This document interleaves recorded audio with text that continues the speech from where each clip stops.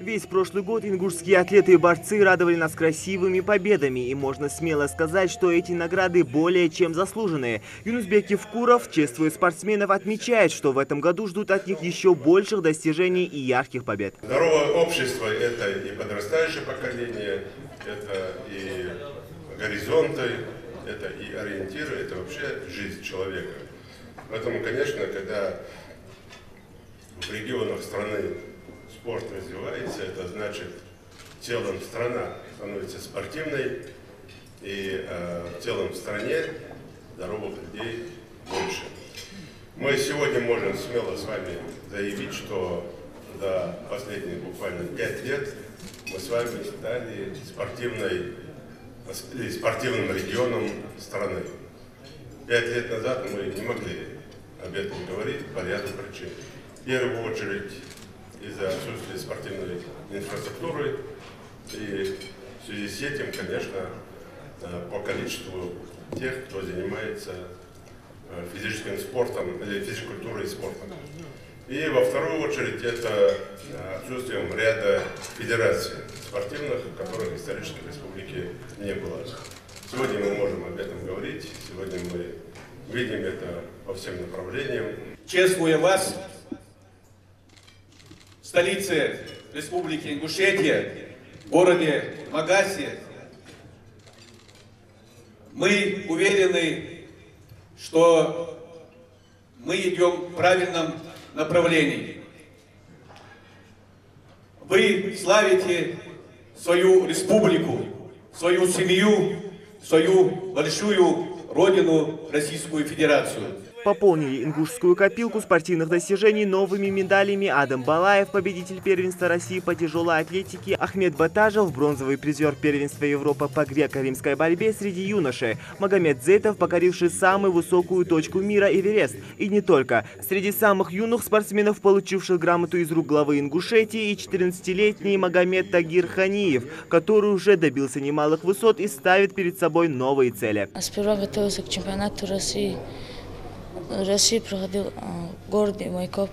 Я там занял первое место и поехал на первенство Европы. До Европы мы готовились.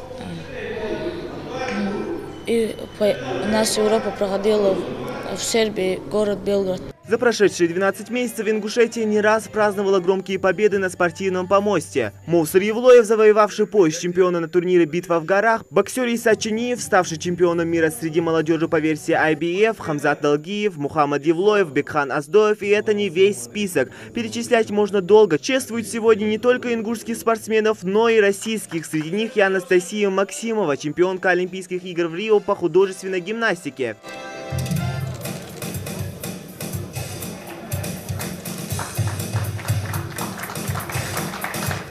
304 золотых, 182 серебряных и 218 бронзовых медалей. Ингушские спортсмены не раз покоряли всероссийскую и мировую арену, доказывая тем самым, что здесь воспитывают настоящих борцов. Когда же еще можно будет увидеть лучших из лучших в одном зале, а рядом с ними те, кто вложил в них всю душу, их наставники. Дик спортсменов были yok rezultatı şirket bey respubliki. Sonra ve çakam da çıkanı boh yapmaz. Çıkan hazır boh bey. Hanza ve respubliki niçin oyut? Dokuz variyatı sporta dokuz şkolar etkiledi. Lidovi variyatı ilay.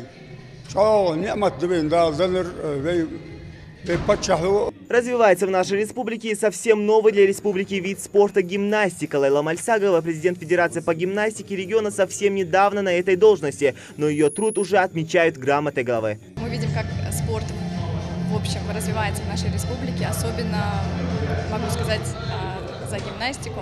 Художественная спортивная гимнастика – это новый вид спорта в нашей республике.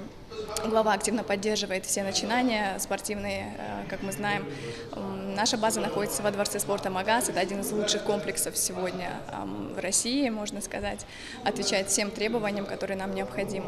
2017 год оказался богат на знаковые события в истории ингушского народа. Темп развития новых видов спорта, как хоккей, ралли, конные скачки. Большое внимание уделяется и олимпийским видам спорта. А самое главное, на спортивном небосклоне зажигаются новые звезды и появляются новые имена, которые которое прославляет всю республику и всю страну. Зелимхан Калоев, Майрбек Миржоев, Новости 24.